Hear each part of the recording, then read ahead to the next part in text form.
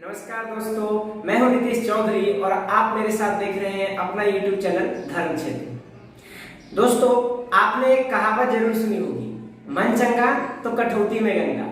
लेकिन क्या आपको पता है यह कहावत कहां से आई, इसकी शुरुआत किसने की? तो आज मैं आपको बताऊंगा इस कहानी की शुरुआत कब हुई। रविदास नाम का एक व्यक्ति हुआ करते थे। उनका काम था जूतों की मरम्मत करना और उसकी सिलाई करना।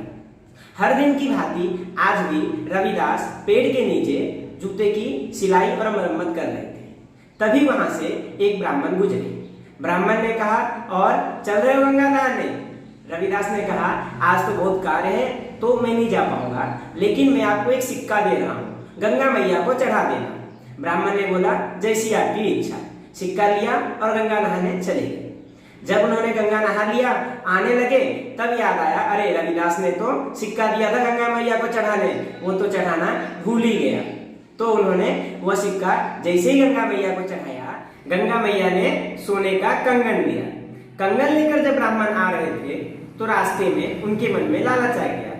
उन्होंने सोचा, कौन सा गंगा मैया रविदास से पूछने जाएगी कि मैंने जो कंगन दिया आपको मिला कि नहीं। यह सोचकर वह कंगन लेकर रविदास के पास नहीं बल्कि सोनार के पास चले गए और कंगन को उनको बेच दिया। सोनार भी इतना बड़ा कंगन लेकर क्या करता, वह कंगन लेकर राजा के पास गया और राजा को दिखाया।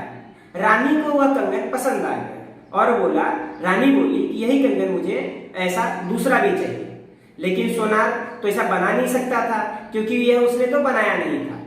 तो वह गया ब्राह्मण के पास। ब्राह्मण को लाया गया राज दरबार में। तो राजा ने बोला कि इसका दूसरा कंगन भी चाहिए। ब्राह्मण देने से मना कर दिया क्योंकि उसके पास तो था ही नहीं। तो राजा ने बोला, अगर आप मुझे ऐसा कंगन दूसरा नहीं ला कर दोगे तो आपको मैं दंड दूंगा। ब्राह्मण घबरा गए। फिर वो रविदास के पास गए और रविदास को सारी बातें बता दी और उनसे आग्रह किया कि आप मेरे साथ चलो गंगा नहाने और वहां गंगा मैया को सिक्का देना और वो आपको बदले में कंगन देगी। तो रविदास ने कहा, हे ब्राह्मण देवता, उसके लिए मुझे गंगा जाने की क्या जरूरत है? और उनके पास में एक कठौती था, उसमें पानी भरा था, उसमें हाथ डाला और दूसरा कंगन निकाल के दे दिया। और तभी उन्होंने कहा, मन चंगा तो कठौती में गंगा। यानी कि आपका अगर मन पवित्र है तो उसके लिए आपको गंगा जाने की जरूरत नहीं है। वो गंगा उस जहां आप जिस चीज में ढूंढोगे वहां मिल सकती है।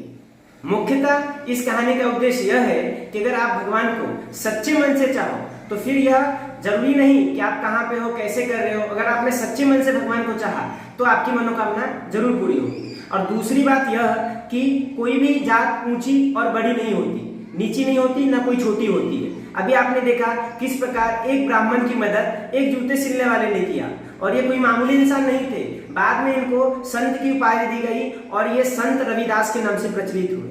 तो इसलिए दोस्तों, मैं सिर्फ इतना ही कहना चाहूंगा कि गर्दन से ऊंची कभी छाती नहीं होती, गर्दन से ऊंची कभी छाती नहीं होती और धर्म से बड़ी कोई जाति नहीं होती। जय श्री राम।